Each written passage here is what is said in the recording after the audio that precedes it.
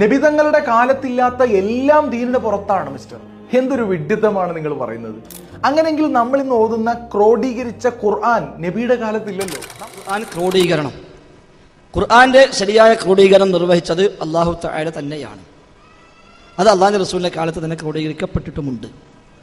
സൂറത്തുൽ ഖിയാമ പറഞ്ഞുതരാം, ബാക്കി പറഞ്ഞുതരാം, ശ്രദ്ധിക്കുക. സൂറത്തുൽ ഖിയാമയിൽ അല്ലാഹു തആല പറഞ്ഞു, ഇന്ന അലൈനാ ജംഅഹു വ ഖുർആന. നിശ്ചയമായും ഖുർആന്റെ ക്രോഡീകരണം നമ്മുടെ മേൽ തന്നെയാകുന്നു ബാധ്യതയായി ഏറ്റിട്ടുള്ളത്. അള്ളാഹുവാണ് ക്രോഡീകരിച്ചത്.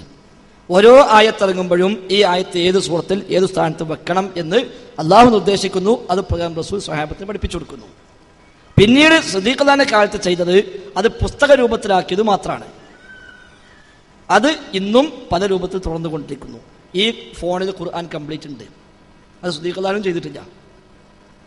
അത് ഇന്നത്തെ കാലത്തുള്ള ഒരു സംവിധാനം നമ്മൾ ഉപയോഗപ്പെടുത്തി എന്ന് മാത്രം. അതാണ് ഇന്നുള്ളത്. അന്നത്തെ കാലത്ത് നഷ്ടപ്പെട്ടു പോകാതിരിക്കാൻ വേണ്ടി 2 ചട്ടക്കുള്ളിൽ എല്ലാം ഒതുക്കി വെച്ചു എന്ന് മാത്രമേ ഉള്ളൂ. ഒരായത്തിൻ്റെയും സ്ഥാനം അവർ തീരുമാനിച്ചിട്ടില്ല. ഒരായത്തും അവർ അങ്ങോട്ടും ഇങ്ങോട്ടും മാറ്റിയിട്ടില്ല. ഒന്നും കൂട്ടിയിട്ടില്ല, കുറച്ചിട്ടില്ല. നബി എങ്ങനെയാണോ ക്രോഡീകരിച്ച് ഓതി കേൾപ്പിച്ച് പഠിപ്പിച്ചു കൊടുത്തത് അത് അതേ രൂപത്തിൽ എഴുതി തയ്യാറാക്കി ഒരു പേജിലാക്കി ബുക്കിലാക്കി എന്ന് മാത്രം.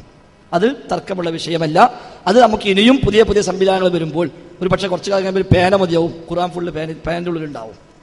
അതൊക്കെ പല രൂപത്തിൽ വരാം. ഇപ്പം കമ്പ്യൂട്ടറിൽ നമ്മൾ എഴുത്ത് കാണുന്നില്ല, ഇങ്ങനെ അടിച്ചു കൊടുത്ത സാധനം വരുന്നു.